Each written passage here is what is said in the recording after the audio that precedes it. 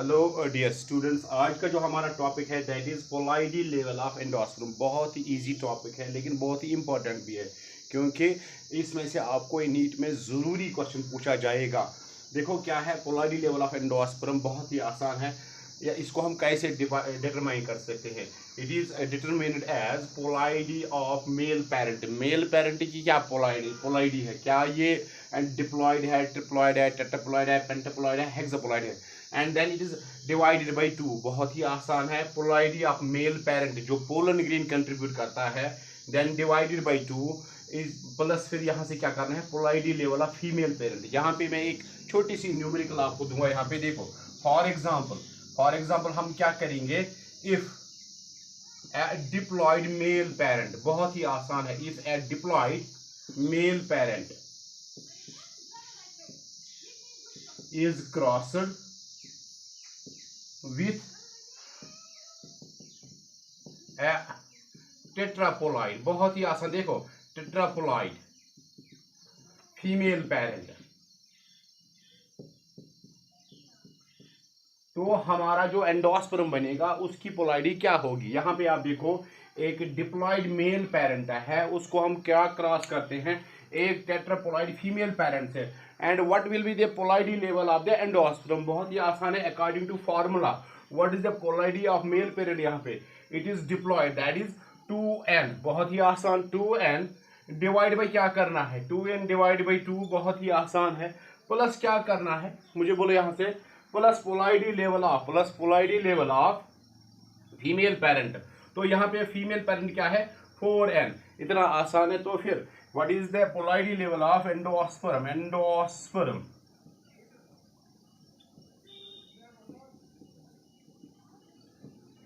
क्या पोलाइडी of endosperm ऐसे लिख सकते हैं। तो यहाँ से आप काटो is equal to it is 1 + 4n that is 5n। आसान है।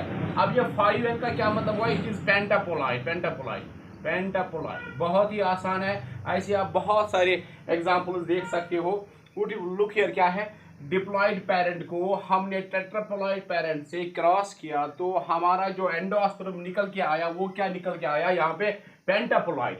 नॉर्मली हम देखते हैं कि एंडोस्पर्म ट्रिप्लॉइड होता है, वो भी हम दिखाएंगे कैसे। लेकिन याद रखनी आपने formula how to determine the polarity level of endosperm. It can be determined by the formula which is as it is determined as polarity of male parent diploid है, tetraploid है, pentaploid क्या है, divide by 2, then polarity of female parent। तो हमने क्या किया यहाँ पे पहली एग्जांपल, हमने एक डिप्लॉयड मेल पेरेंट को क्रॉस किया किसके साथ एक टेट्रापोलॉइड फीमेल पेरेंट के साथ। तो बहुत ही आसान है। 2n को 4n से क्रॉस किया तो यहाँ पे हमने देखा 2n डिवाइड बाई 2 + 4n। तो यहाँ से कट के आया तो हमारा 1 आया। तो यहाँ पे टेट्रापोलॉइड है, tetraploid + 1n that means it is equal to pentaploid 5n। ऐसे हम और एक एग्जांपल लेंगे जो नॉर्मली होता है एंजियोस्पर्म में, जो नॉर्मली होता है। Look here if a diploid male parent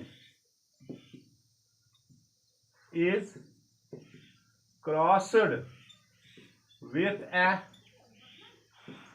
diploid female parent, तो यहां पे क्या है what will be the polarity of endosperm। polarity of endosperm तो ये हमने निकाल ली यहाँ पे पोलाइडी ऑफ एंडोस्पर्म। लेकिन यहाँ पे आप देखो फीमेल भी डिप्लॉयड है, मेल भी डिप्लॉयड है। तो हमारी जो फॉर्मूला है दैट इज पोलाइडी ऑफ एंडोस्पर्म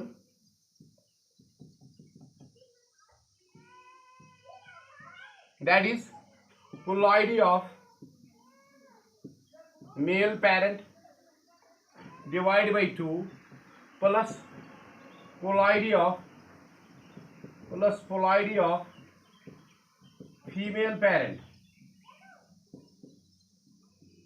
तो यहां पे आपने देखा मेल पेरेंट है वो डिप्लॉयड है that is 2n divide by 2 है प्लस फीमेल पेरेंट क्या है यहाँ पे फीमेल पेरेंट भी 2n है। तो हमारा जो पोलारिटी लेवल ऑफ एंडोस्पर्म है,